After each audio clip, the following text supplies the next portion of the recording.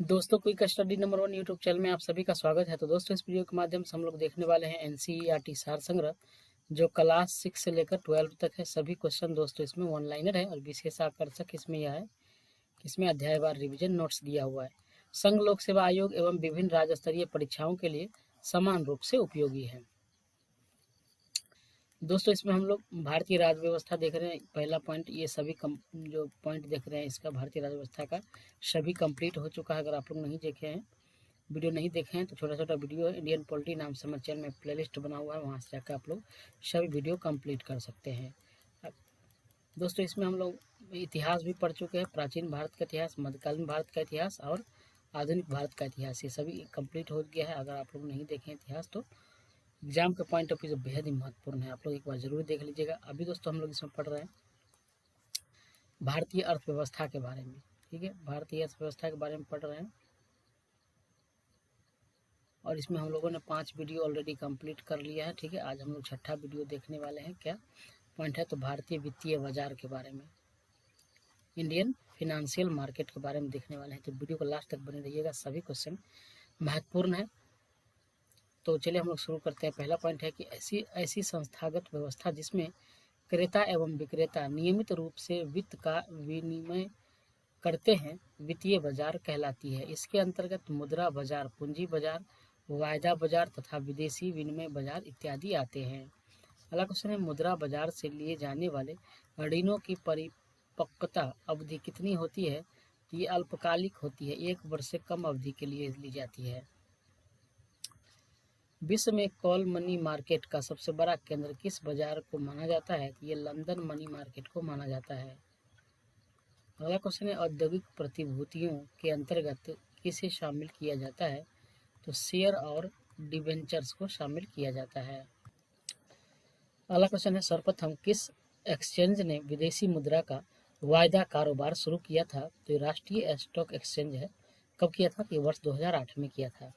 पूंजी बाजार से प्राप्त ऋण कितनी अवधि के होते हैं? तो पूंजी बाजार जो है ऋण देता है दीर्घकालिक होता है और ये 1 वर्ष से अधिक के लिए देता है।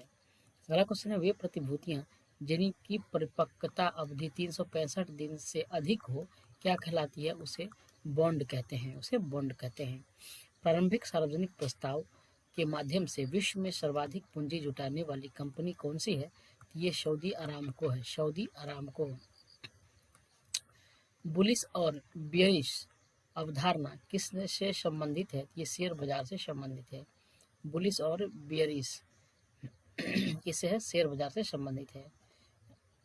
एम्स्टर्डम स्टॉक एक्सचेंज विश्व का प्रथम स्टॉक एक्सचेंज था, जिसकी स्थापना वर्ष 1602 ईस्वी में हॉलैंड, वर्तमान नीदरलैंड में की गई थी।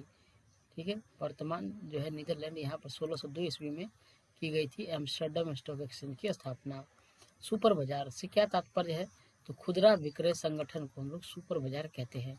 मानव पूंजी में बढ़ता हुआ विनियोग क्या अग्रसारित करता है? ये कुशलता में विकास अग्रसारित करता है। गिल्ट एंड बाजार किससे संबंधित है? ये सरकारी प्रतिभूतियों के बाजार से संबंधित है। अगला क्वेश्चन है, भारत के का औद्योगिक वित्त निगम किस रूप में कार्य करता है? ये विकास बैंक के रूप में कार्य करता है, विकास बैंक। अगला क्वेश्चन देख लेते हैं, बाजार अर्थव्यवस्था का प्रबल समर्थन किसने किया था? तो एडम स्मिथ और रिकार्डो जेके गलब्रेथ। एडम स्मिथ और रिकार्डो जेके गलब्रेथ ने जो है इसका प्रबल समर्थन किया था। बाजार एक आर्थिक प्रकृति है, यह किस ओर रुझान उत्पन्न करती है? तो यह उपभोक्तावाद की ओर जो है ये रुझान उत्पन्न करती है। कोई बाजार क्रेता बाजार कब कहलाता है? जब मांग से पूर्ति अधिक होती है तो उसे क्रेता बाजार कहते हैं। किसी अर्थव्यवस्था में यदि बाजार की दर को घटाया जाता है तो इसका क्या प्रभाव पड़ता है? तो अर्थव्यवस्था में निवेश व्यय को बढ़ा देता है। कंपनी के डिवेंचर धारक किसे कहा जाता है? तो जो लेनदार होता है, लेनदारों को कहा जाता है कंपनी का डिवेंचर धारक। भारत के विनिवेश आयोग के प्रथम अध्यक्ष कौन थे? तो भारत के विनिवेश आयोग के प्रथम अध्यक्ष जीवी रामकृष्ण थे। ऐसे लोग जो द्वितीयक बाजार की अपेक्षा प्राथमिक बाजार में निवेश करना पसंद करते हैं उसे स्टेक कहलाते हैं। भारतीय अर्थव्यवस्था के संदर्भ में खुला बाजार प्रचलन से क्या आशय है? तो आरबीआई द्वारा सरकारी प्रतिभूतियों के क्रय और विक्रय से। अगला है मुद्रा बाजार का नियमन व नियंत्रण किसके द्वारा किया जाता है? तो ये भारतीय रिजर्व बैंक के द्वारा किया जाता है। भारत सरकार द्वारा वर्ष 1993 में रंगराजन समिति की नियुक्ति किस लिए की गई थी? ये पूंजी निवेशकों के लिए की गई थी। S&P 500 किससे संबंधित है? ये बड़ी कंपनी के स्टॉक सूचक से संबंधित है। S&P बड़ी कंपनी के स्टॉक सूचक है। भारत के राष्ट्रीय शेयर बाजार का मुख्यालय कहाँ स्थित है? तो भारतीय शेयर बाजार का मुख्यालय मुंबई में स्थित है। भारतीय प्रतिभूति व विनिमय बोर्ड सेबी इसका मुख्यालय कहाँ स्थित है? तो इसका भी मुख्यालय कहाँ है? मुंबई में है। National stock exchange of India के प्रवर्तक भारतीय state bank SBI, LIC, GIC तथा IDBI हैं। ये सभी हैं। अगला क्वेश्चन देखते हैं कि BSE ग्रीनेक्स में कितनी कंपनियां सम्मिलित है? तो BSE ग्रीनेक्स में कितनी कंपनियां सम्मिलित है? तो इसमें जो है कुल 25 कंपनी सम्मिलित है। RK वेणुगोपाल समिति का गठन सार्वजनिक वितरण प्रणाली के अंतर्गत केंद्रीय निर्गम मूल्य निर्धारण हेतु किया गया है। अगला क्वेश्चन है शेयर बाजार में चलने वाले बृहद कारोबार को कौन सी संस्था नियंत्रण और नियमित करती है? इसको सेबी जो है नियंत्रित करती है।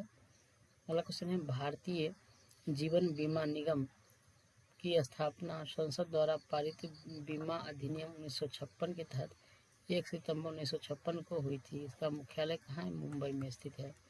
भारत के प्रमुख शेयर बाजारों में सर्वाधिक कारोबार कौन सा बाजार करता है? सर्वाधिक कारोबार दोस्तों राष्ट्रीय शेयर बाजार करता है, NSE नेशनल स्टॉक एक्सचेंज। अगला क्वेश्चन है इनसाइडर ट्रेडिंग का संबंध किससे है? इनसाइडर ट्रेडिंग का संबंध किससे है? तो ये शेयर बाजार से संबंधित है।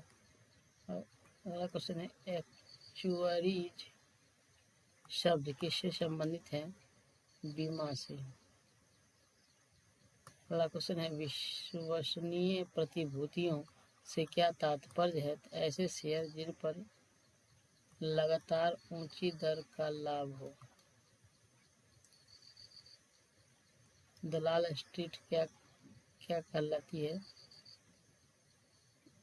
दलाल स्ट्रीट कहाँ स्थित है? ये मुंबई में स्थित है। भारत में ट्रेजरी बिल 3 परिपक्वता अवधियों के लिए अर्थात 91 दिन, 91 दिन, 182 दिन और 364 दिन के लिए जारी किए जाते हैं। अंतर्राष्ट्रीय नकदी की समस्या जिससे संबंधित है तो यह डॉलर और अन्य दुर्लभ मुद्राओं की अनुपलब्धता से संबंधित। अगला क्वेश्चन देख लेते हैं भारत सरकार द्वारा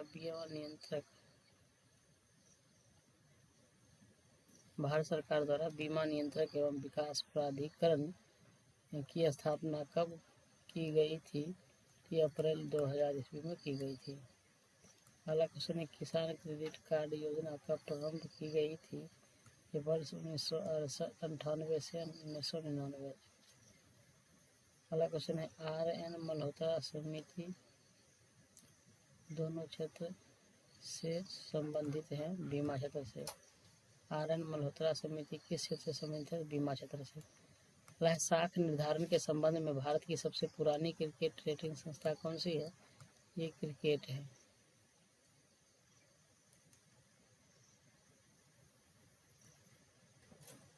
अगला क्वेश्चन है क्रिसिल एक वैश्विक क्रेडिट रेटिंग एजेंसी है जो अर्थव्यवस्थाओं के साथ कंपनी की साख की स्थिति का मूल्यांकन किया है। अगला क्वेश्चन भारत में कौन सी संख्या सहयोगी सहयोग निधियों का नियंत्रण करती है? कौन है? ये सेबी है। अगला क्वेश्चन है, वर्ष 1992 सॉरी सेबी अधिनियम किस वर्ष पारित हुआ था? तो इस वर्ष 1992 में सेबी अधिनियम पारित हुआ था।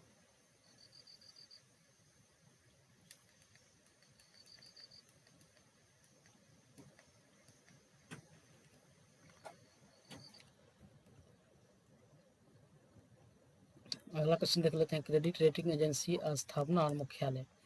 सबसे पहले है स्टैंडर्ड एंड पुअर्स S&P 1860 तथा 1941 में पुनर्गठन हुआ था। कहाँ? न्यूयॉर्क में इसका मुख्यालय अमेरिका में। दूसरा है मूडीज 1909 ईस्वी में स्थापना हुआ और इसका मुख्यालय भी न्यूयॉर्क अमेरिका में। फीज 1914 में आया और न्यूयॉर्क एवं लंदन। कौन सी एकमात्र विदेशी कंपनी ने जो भारत में भारतीय डिपॉजिटरी रसीद के रूप में सूचीबद्ध है? यह है standard charter bank. Bombay stock exchange का समावेशी सूचकांक क्या कहलाता है? तो इसको सेंसेक्स कहते हैं।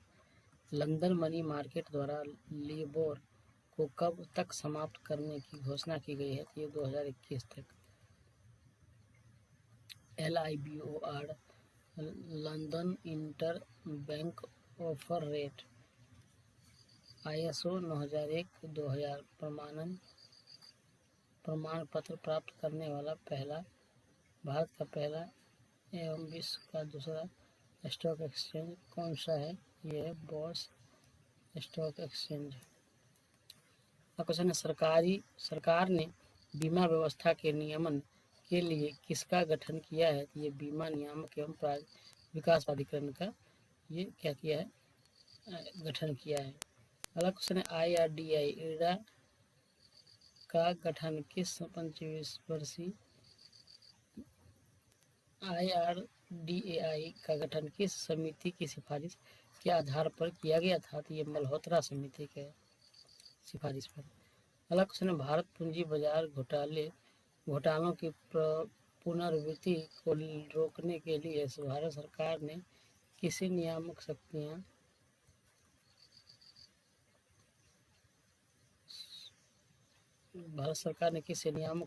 सौंपी है? तो सेबी को सौंपी है।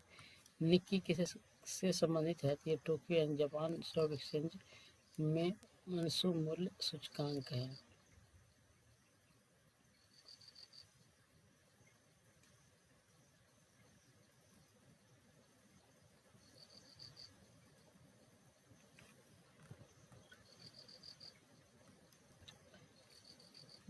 विश्व के प्रमुख संवेदी सूचकांक देश संवेदी सूचकांक संयुक्त राज्य अमेरिका के नास्डॉक, ब्राजील बोवेस्पा, ऑस्ट्रेलिया के ऑल ऑर्डिनरीज, दक्षिण कोरिया के कोस्पी, चीन के शंघाई कंपोजिट, सिंगापुर के स्ट्रेट टाइम्स, फ्रांस का CAC, जर्मनी का DAX, इटली का मीब्लैक,